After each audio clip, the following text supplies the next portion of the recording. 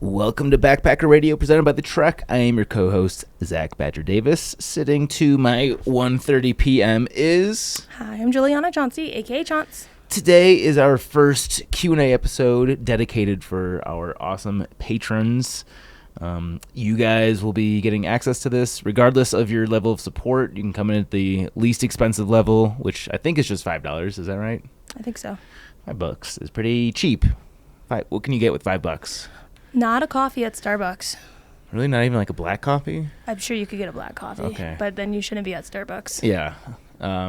So like this is a black coffee from Starbucks. Nothing fancy. You're not getting any of the good drinks. So if you guys like what we do here at Backpacker Radio and you want to hear these monthly dedicated Q&As, this will be the way to hear it. This first episode is a list of questions that we received from our last Q&A episode, which we did not get to. I think that one ended up going like 2.5 hours. It was a marathon. And we still had lots of questions in the queue, which we will tackle here. Am I missing anything else from the preamble before we jump in? No, I don't think so. Okay. The first question, do you have anything to touch on with that first one? I was planning on skipping it. Skip. Okay. This one I like. How do you integrate yourself into the hiking world if your current friend group has little interests? Yeah. I think that's a common one because especially long distance backpacking is a very niche thing. It's unlikely unless you grew up in like a very outdoorsy culture that your friends are into the sport. And, you know, if you're lucky enough to have friends that you can twist their arm and get to go on trail with you, then consider yourself lucky. But I'd say the vast majority of my friends are not trail people. So I think this is a good question. Yeah, I think for me it's an easy answer, which is like this isn't getting your friends together to go play volleyball, right, at like the park. It's never going to be like, hey, friends, let's all go do this long distance trail together. Maybe you'd find that. That would be something.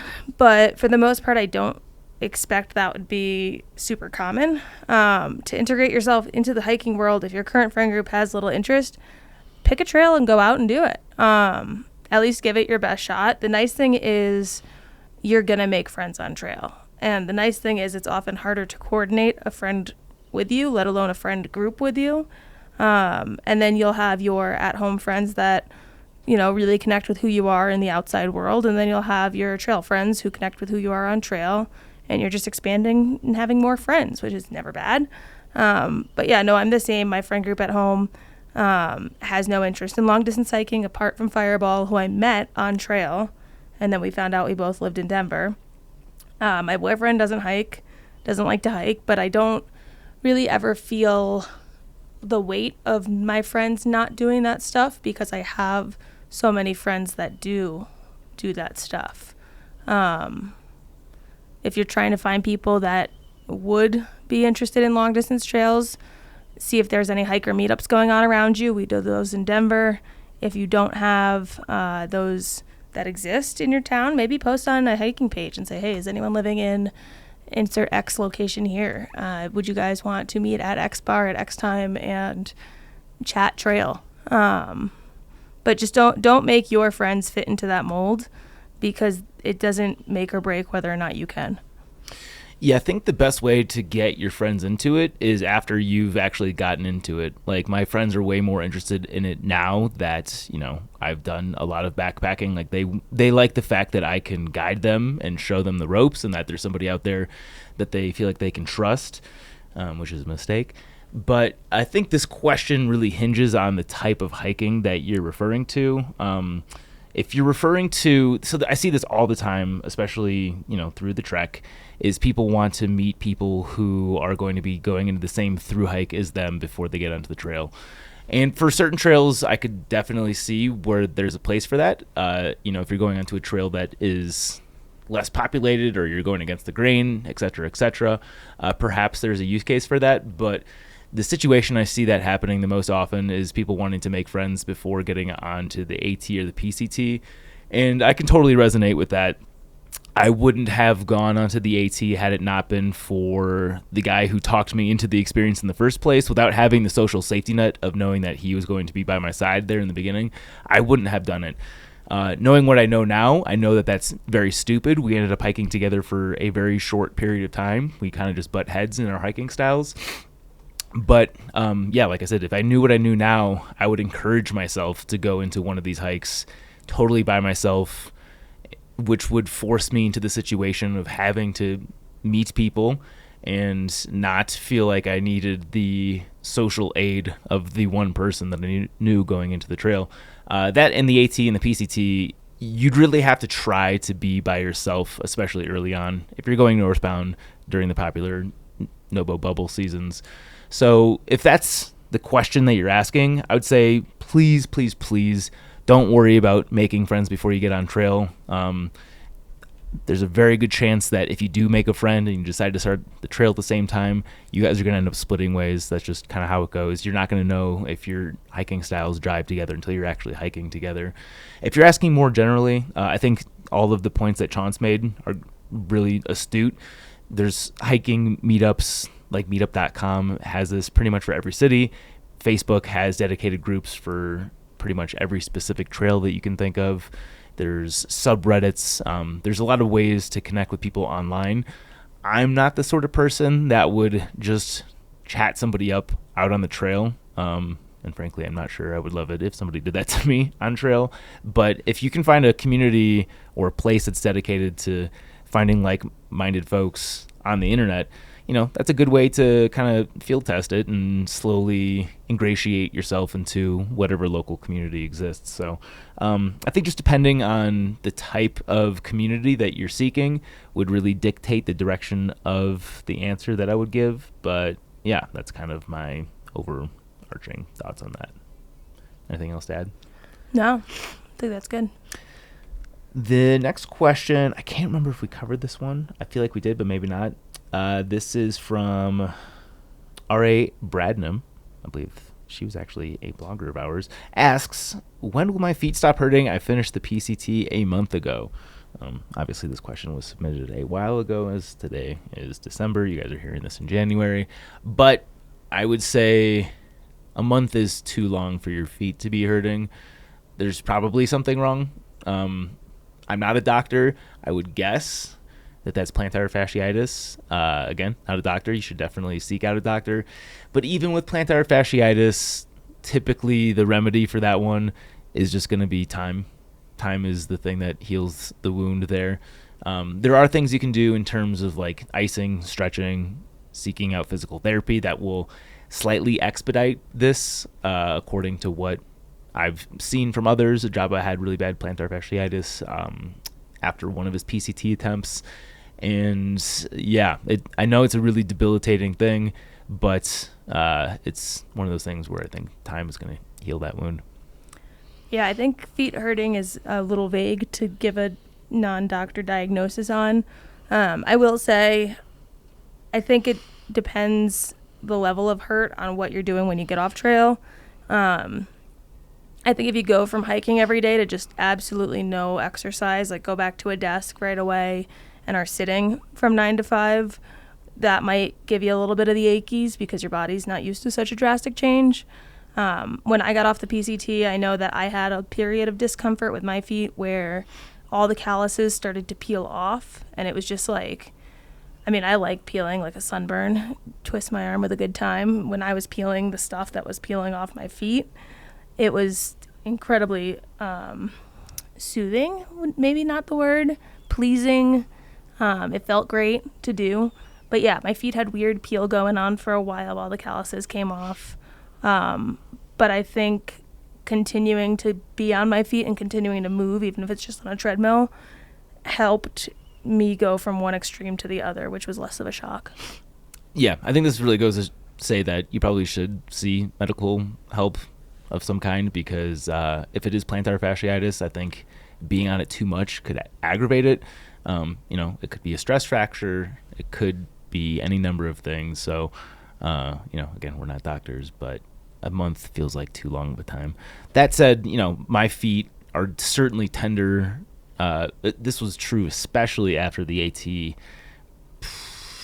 This is a long time ago, so I'm guesstimating, but it felt like weeks. I was just very run down in general. My whole body was fucked at that point, but like with all things, I think just time will make you feel better. And by the time that you hear this, I hope that you're feeling good. If you're still feeling bad now a few months later, then 100% go seek medical attention. This next one, I'm assuming, is for me. These are the 2 trails I hiked this year. Simply asks Timberline Trail or Tahoe Rim Trail. This one is very difficult to say one or the other. Apples and oranges, in my opinion. I picked the Timberline Trail specifically for a few reasons, but the primary one is just because of its distance. It's about 40 miles, and I had roughly a weekend to accomplish the trail. I ended up doing the trail in slightly less than 2 days, but I wouldn't recommend doing it that quickly. I'd say give yourself at least 3 days, unless you're an experienced backpacker and you're familiar with that type of terrain and you know that you can cover those miles. But again, the Timberline Trail was basically what fit into my schedule as opposed to something that was just like super high on my bucket list. The Tahoe Rim Trail, conversely, if you're a very fast hiker, you could do it in a week, maybe even a little bit less than that. Again, that's for experienced backpackers. I'd encourage you to budget something closer to 2 weeks for a trail like that. But, pound for pound, I would definitely push you in the direction of the Tahoe Rim Trail, largely just because it's a longer trail and more time on trail is better. That said, I would say I enjoyed the Tahoe Rim Trail experience more. I think a lot of that was tied to just the length of it. I think there's something to be said about being on trail for many consecutive days where you reach a state mentally that you can't achieve in just a couple of days. But that being said, if you had a week or 2 free from work, there are probably other trails I would pick above the Tahoe Rim Trail. The first one in that sort of general distance is the Wonderland Trail. That trail is excellent. That one's a little bit more tricky. For the Tahoe Rim Trail, the permit system is very easy. Basically, you just contact the Forest Service. I forget exactly. All that stuff's available online. But you just contact them a week before you go on trail. Let them know you print out your permit, and you get a canister permit as well, which is free and easy online. For the Wonderland Trail, it's way more competitive. It goes through Mount Rainier National Park, and it's just a much more highly sought after permit. So that one will take a little bit of finagling. You might not get the exact dates that you want, so there are challenges involved with that. As for other trails in that sort of time frame, this will be a little bit longer. Chauncey did it, but the John Muir Trail is absolute postcard hiking. If you can swing probably closer to 3 weeks, you're not going to do better than the John Muir Trail. Pound for pound, that's probably the most beautiful long trail in the country. Yeah, 3 weeks. I would say 3 weeks to a month, just depending on where you're resupplying and how long you can take. 3 weeks is what we did it in, and we did 1 resupply, and we had a friend meet us with it because just of what was going on when we did it. But I know sometimes when you go into VVR, when you go into other places, it does add on miles, and those miles can add on a significant, like a day or 2, depending on the speed you're going. And I was certainly in pain when I did the John Muir Trail. So if it's your first hike or you're new to hiking, definitely maybe stretch the time you can have and finish quicker rather than not being able to finish because you didn't give yourself enough. But that's a great trail. And one you'll definitely want to do slowly. 2 weeks is certainly feasible. That's about a 15-mile per day average. But 1, you're at incredibly high elevations. 2, you want to go as slowly as you can just because it is so pretty. 3, as Chance mentioned, the resupplying is trickier. Like, you don't have access to town all that often. Your pack's going to be heavier because you're carrying a bear can. So there's other considerations. But, yeah, kind of definitely derailed from the original question of Timberline Trail versus Tahoe Rim Trail. But I think that is the most appropriate answer. This next question is this spicy meatball. I'm curious to get your take on this. This is from Andrew in the mountains. And he asks, should the ATC begin recognizing 2020 thru hikers? No. I say no. I think it's easy for us to look back and like kick our feet and be like, man, we should, now that it's 2022 and we've gotten through the pandemic, and for the most part, everyone listening to this is probably fine. Doesn't mean it wasn't a big deal at the time, right? We didn't know what we were dealing with. It was the first time we had this new thing that was popping up everywhere. Our hospitals were overrun. Our healthcare workers were overrun. Everything was in a state where the ATC made a decision that they had to make to close down the trail. And they weren't the only people that did it in the country. Tons of places closed different things. If you chose to go do it anyway, that's your decision, right? But you can't go back and go to a trail conservancy that chose the responsible choice of, hey, we don't know what's happening right now. Let's limit the potential outbreaks that could spread by limiting our play in it, and say, well, I did it, now I want recognition for it. If you chose to do it that year, you chose to do it knowing you weren't getting recognized by the conservancy. If it weighs that much on you that 2 years later you're still begging to be recognized by them, then, think about your hike and reevaluate it, right? Because that shouldn't be the main thing on your mind still. Yeah, I largely agree with that answer. But from your standpoint, the question asker or 2022 hiker, I think it's a little bit sour grapes to just be so hung up on an organization validating your experience. Them recognizing your hike isn't going to change anything about your experience. It's not going to enhance the memories. It's not going to change anything. This is just sour grapes, and I think much healthier if you just got over it.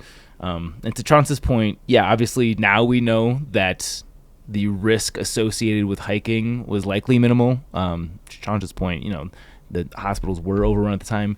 We obviously didn't know anything about this virus, and what we did know was very scary. That was the responsible decision given what we knew at the time.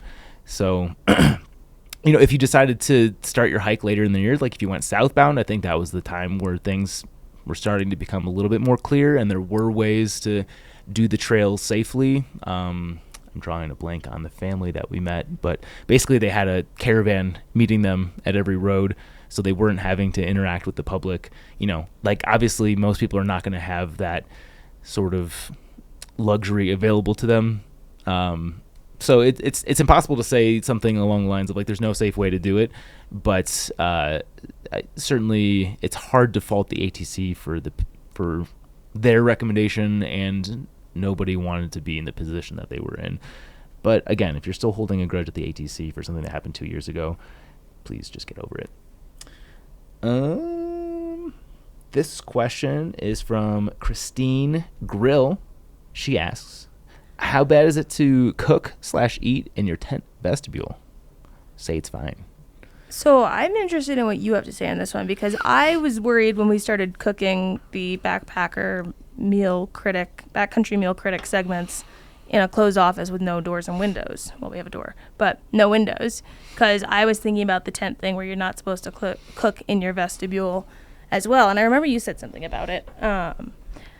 I don't know, so I'm going to let you answer that. All I'm going to say is I watched one of the people I was hiking with on the PCT light their tent on fire doing that. So, take that with whatever. Yeah, take it with. Certainly something to consider is like if you knock your shit over, something can go very wrong. Just takes one gust of wind, and that's all it took. One gust of wind, one stray elbow, shit happens. And so that's a risk that you have to consider.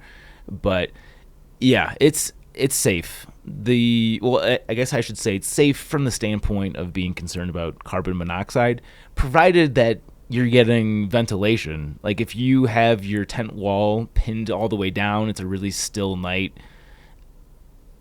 I would have trouble believing that even in that scenario, it's risky. But certainly if you're going to be cooking in your tent vestibule, make sure that there's ventilation. Like unzip something, don't have your tent wall pinned all the way down to the ground. Like make sure you can feel an airflow, and there's not going to be enough carbon monoxide that would build up to make something risky. The situations where I've heard of stoves exploding is when people build their own little windshield and it's too tight around their stove and the heat can't actually escape, and then it explodes. That's happened. I actually know somebody that's happened to, and it really fucked them up.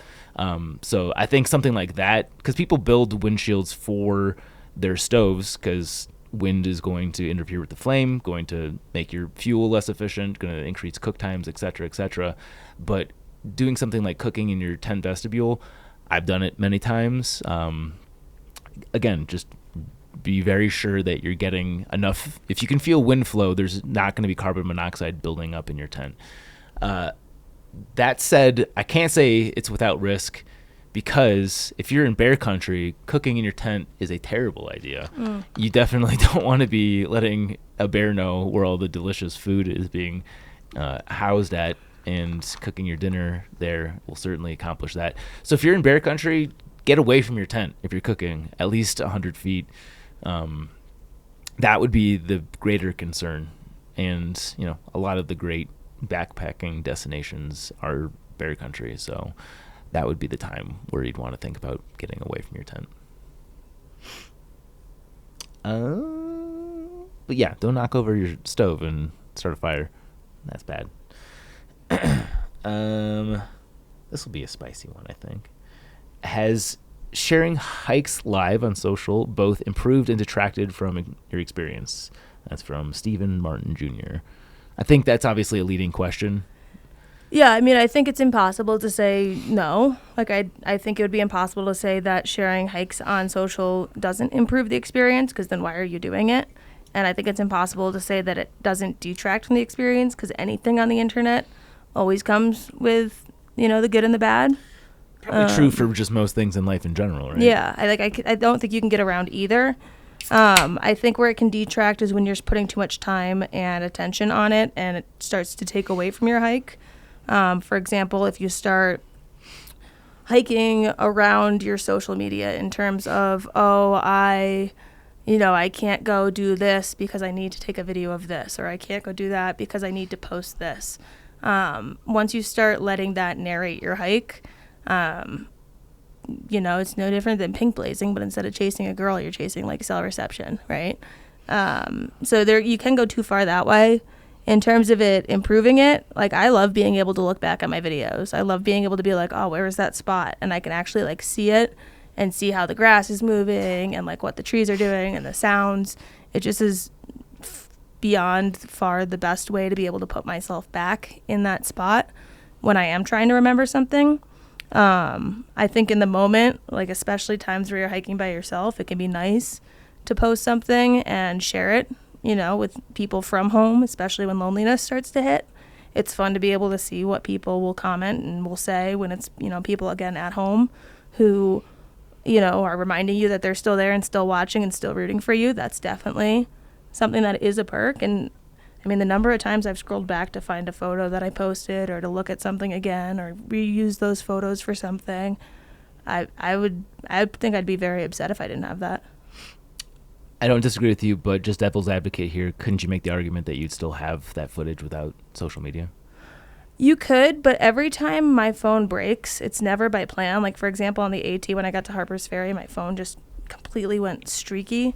And there's a whole chunk of photos from the first half of the trail that didn't upload to the cloud, because I was never in cell reception consistently enough to have them upload to the cloud, that I don't have anymore.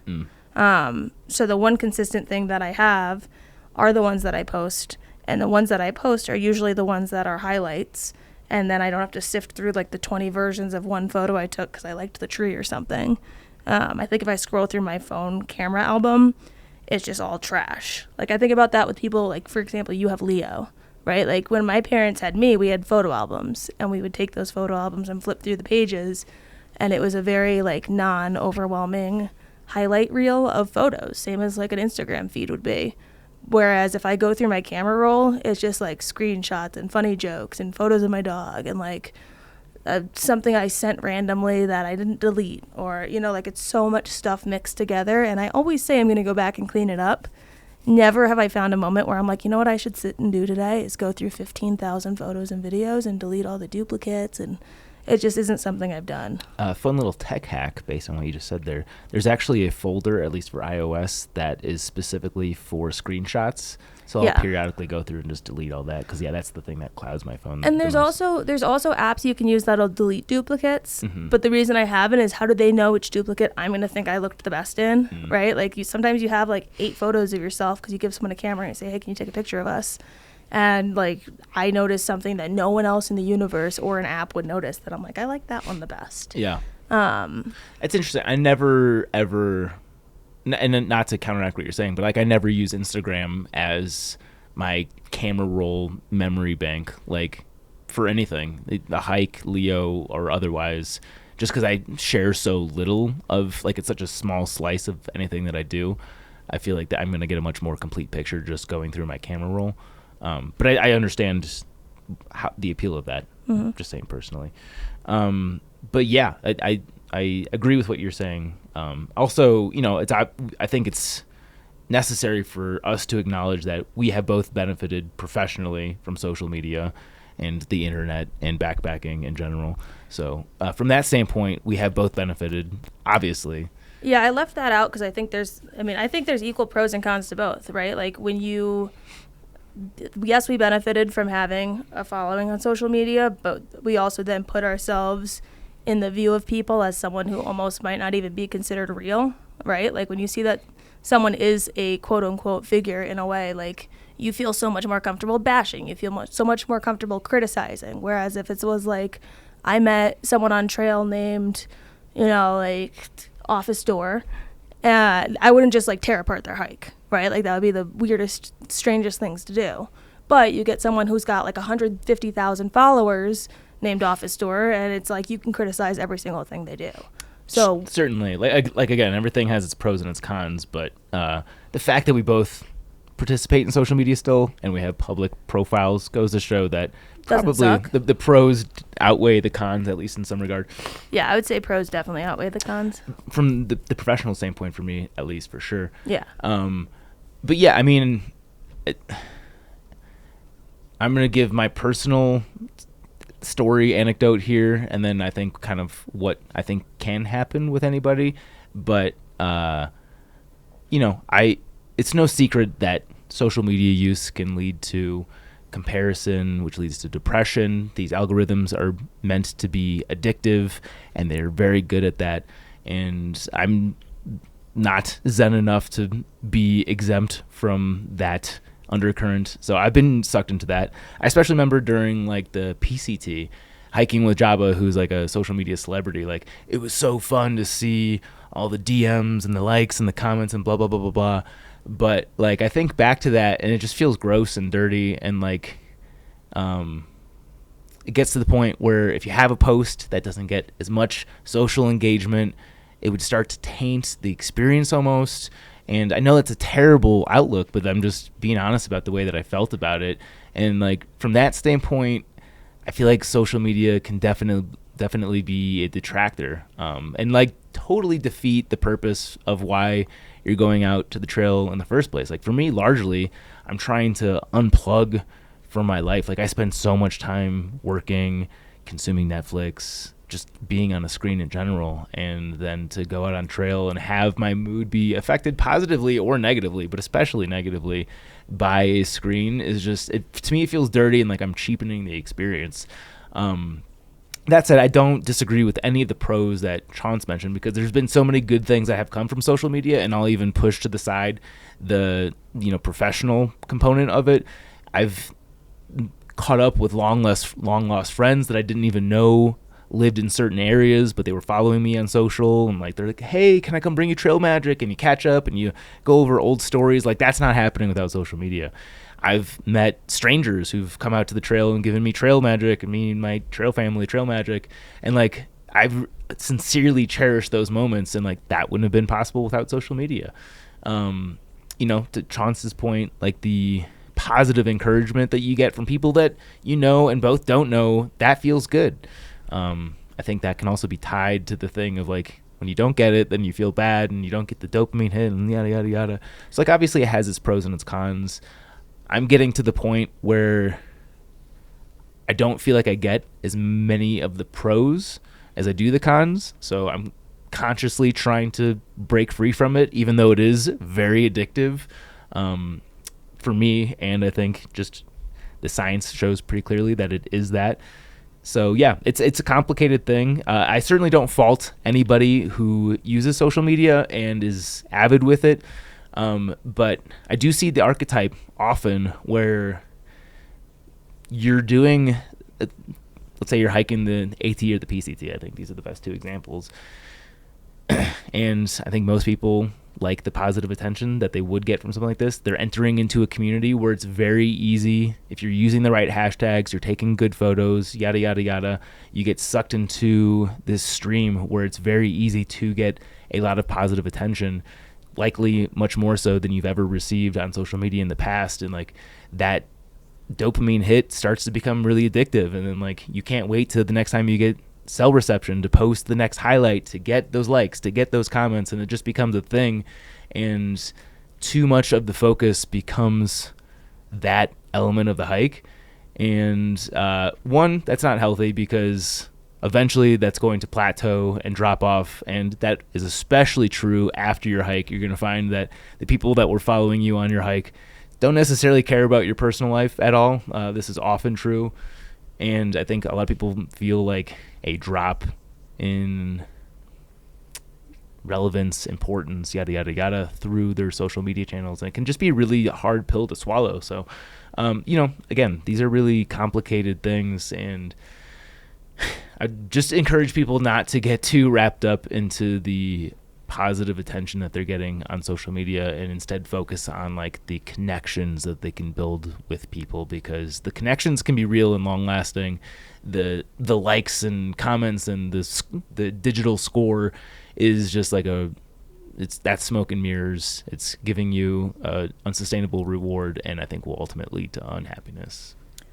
Yeah, echoing that, like, it's easy to get carried away with anything, right? You can get carried away with eating too many snacks. You can get carried away with playing too many video games, binging too much Netflix, posting too much social media, and relying on it too heavily. Like, there's so many avenues that you can get carried away in by not checking yourself as you're going further and further into it, to like say, hey, maybe I should reel this back a bit. If you notice that you are getting carried away a bit, like some things I try to do, because I try to stay very conscious of it. I'm easy to fall into the depression pool, and I'm easy to like be affected by things. So I try to stay conscious of how much it's affecting me and how much worth I put into it.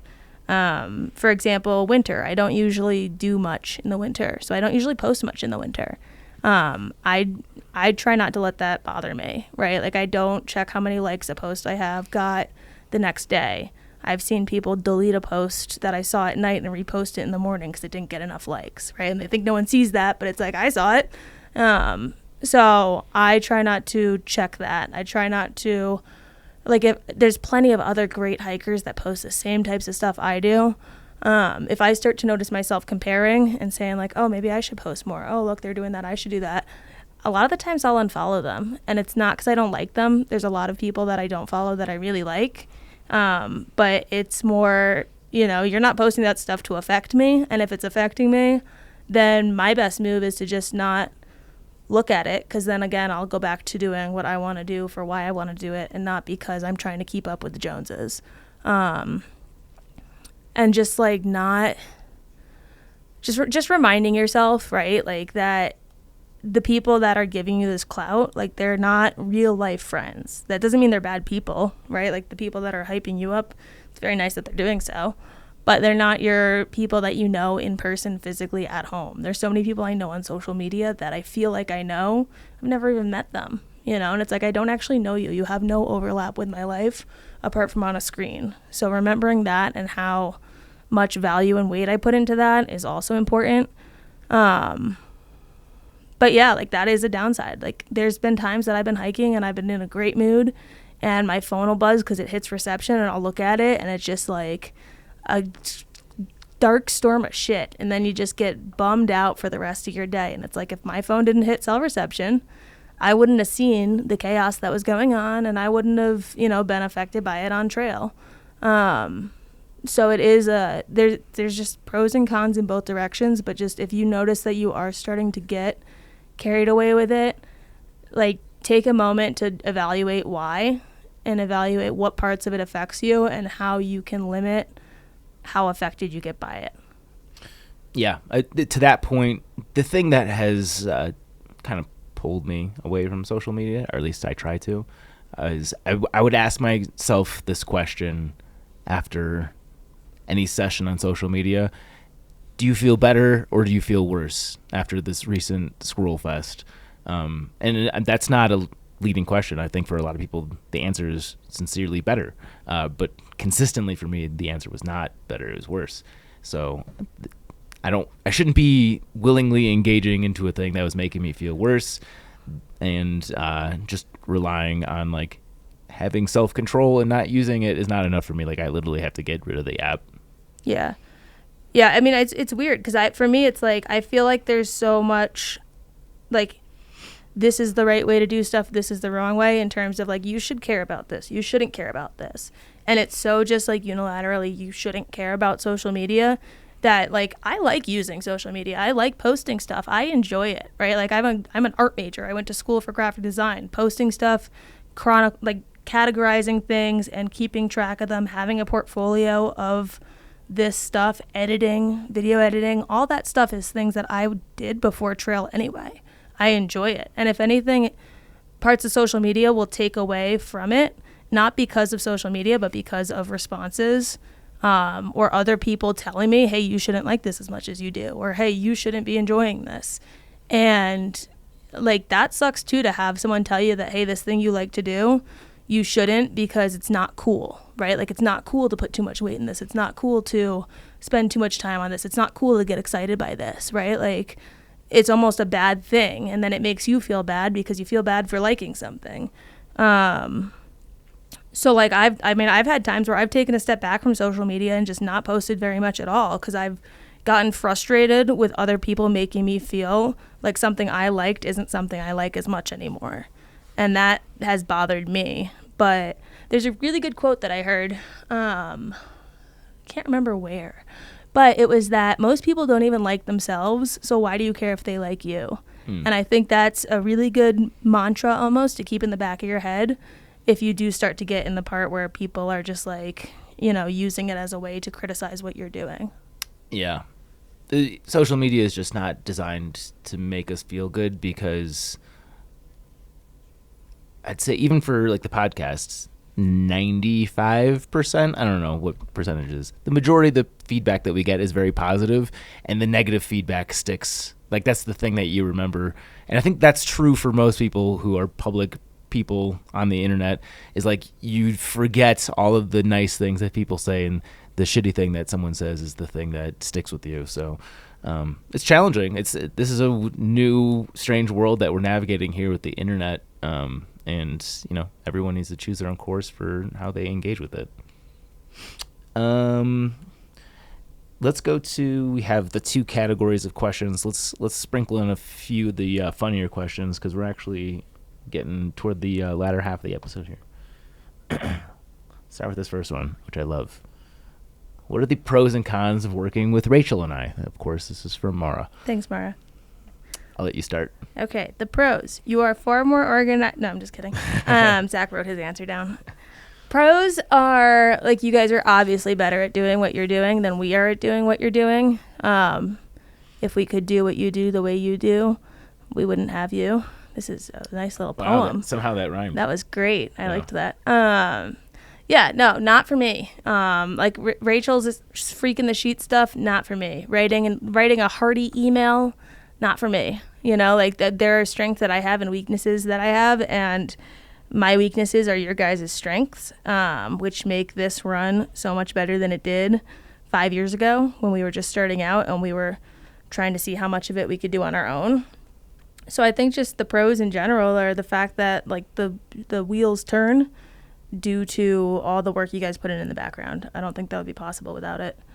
Cons, it's just like you guys are so good at this stuff that sometimes it's just like I suck at this stuff compared, you know, like the emailing, the mega organization, the how on top of everything they are. Sometimes it's like, damn. I think you're back onto the pros. You know, well, but for me, that's my con is Yeah. like sometimes you look at yourself and you're like, well, I wish I could be like that. Yeah. No, I think that mine's the same. The pros are that you guys are just better than us in most to all ways. The cons, there's too many to really be able to go into the full list. Smart. We should just fire them. Yeah, they're both fired. Okay, good. Now I feel better about myself. Yeah. There's another version of this question. Well, we'll probably put that in the next episode. Okay, what 3 things do you take to a deserted island? This is from Sweezer Outdoors. Sweezer. I'm gonna go with Sweezer. Sweezer. Sweezer would have double E's. Sweezer. I would take. See, is this a freshwater island or is this a saltwater island? That makes a difference for me. Well, how would your answers change? Well, you'll need water. But if I'm surrounded by fresh water, I don't need to bring water because I've got water all around me, versus if it's salt water, I can't drink that. Just build a desalination plant. But I wouldn't need that if I had fresh water. So if you're tossing me on Crater Lake, I'm good. Okay. I'll assume I'm on Crater Lake. Okay. I would bring something to... See, I don't know, like, if there's even animals on the... I think there's not. I'm not on Crater Lake. I'd really be screwed there. Okay. I'm on a nice freshwater island that is, like, where they go for Survivor, but it's not the ocean. I would bring something to hunt with. I don't know what I would be best at hunting with, but ideally I would know which tool of choice would be mine for procuring food, because I think if I went the vegetarian route, I would very quickly die. I'm not good at identifying plants and berries and things enough to know what's poison and what's not, what's edible and what's not. That's just not going to happen. But I can see something move and assume I can eat it. Not always the case. I might die from that too, but I would probably have to end up risking that. Was it like the Japanese pufferfish where like there's like maybe the fish's liver is a delicacy, like the most expensive item at upscale sushi restaurants, but any other part of the fish is poisonous? Well, that's what I mean about I'll probably still die. See, I don't know that. I think that's obviously a rare example, but... And, like, I don't even know how to find the liver. You know, like, okay, cool, one of these things is a delicacy, and I'm, like, flagging through, like, a stomach, some organs. I think that was from a Simpsons episode is where I'm getting this, but I think that is a true thing. Yeah. Maybe if size wasn't... Well, I guess another thing to consider is, like, how long am I on this deserted island? Am I just doing a little weekend backpacking getaway on a deserted island, or are you chucking me here for a long time? I feel like on Survivor, they really need that rice when they have it. So maybe if, like, size isn't limited, a large quantity of rice. All right, so get this. This is a quote from FineDiningLovers.com. Fugo is a Japanese term for pufferfish. It is considered a deadly food and a lethal fish due to the poisonous shellfish that they eat. Back in January this year, a Japanese city was put on red alert because the fish entered the food chain through a local supermarket. Loudspeakers across Gamagori in central Japan played warnings to citizens, while media coverage also tried to ensure that everyone became aware of the danger. It is also, however, a much sought after and expensive delicacy, beloved by diners for its unique attributes as well as the thrill of eating such a potentially fatal fish. For example, watch a chef preparing and cooking fugo. This is a link, I'm assuming, to a YouTube video. The thrill, however, is no laughing matter. In the 1980s, on average, almost one diner per week died in Japan from eating fugo. What an insane thing. Like, the people want the thrill of eating this poisonous fish. I don't need that thrill. Yeah. No, I'd rather die from just eating too much junk food. Yeah. My third thing is fire. Bring some fire. I know you can also make fire. I could ask for, like, a fire making thing with the flint and stuff. Just give me a big old ball of fire that won't go out. Yeah. Like a mega large, like, lighter with a backup. It's probably more practical than my answer. So one is overlap. I'm bringing a harpoon. I'm fishing. Okay. I'm going to shoot the fuck out of some fish. It's going to be your hunting method of choice? Yeah. Two is sunscreen. And I don't know. I don't trust my ability to, like, fashion a sun hoodie out of, like, palm leaves or something like that. And the thing that would kill me is skin cancer would just appear so quickly. That would be the way that would go. And then three is the realization that 3 items is not enough for me to survive really in any setting, so I'm bringing booze. I'm at least going to enjoy my time going out. So yeah, I'm nakedly eating raw fish, but I'm not sunburned at least.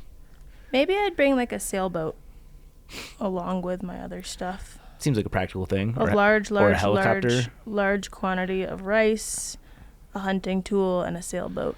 Yeah. With a motor. Are there like cheating answers like a rocket ship or like a Garmin InReach? No, I don't think so. If there's cell reception there, hey, I'll bring a phone. I mean, these satellite communicators, you should be able to have access to a satellite. True. You're still on the globe.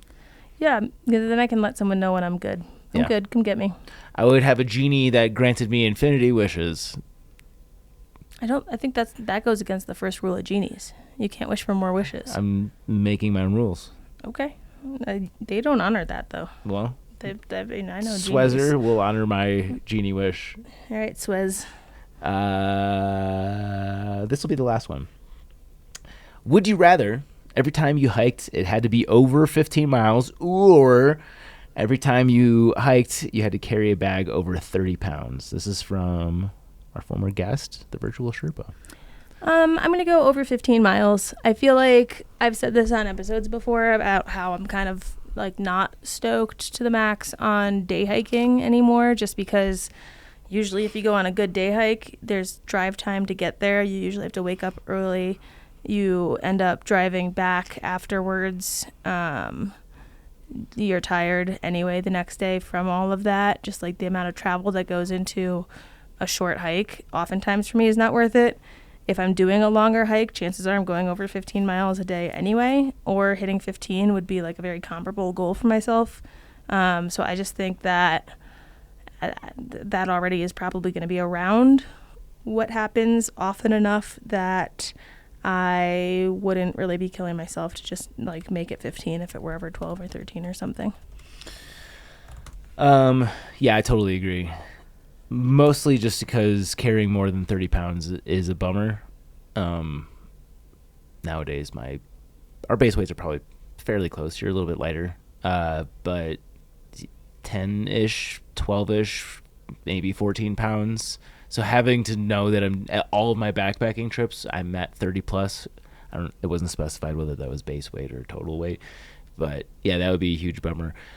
Making the minimum 15 miles would certainly cut down on the number of times that I go hiking, because 98% of my day hikes are less than 15 miles. So would certainly have to be very conscious about the things that I picked off. It's also most of the day. So there's no more like couple hour hike or even half day hike. This is like every day hike that you do is a day. Not if you got good at trail running. Yeah, true.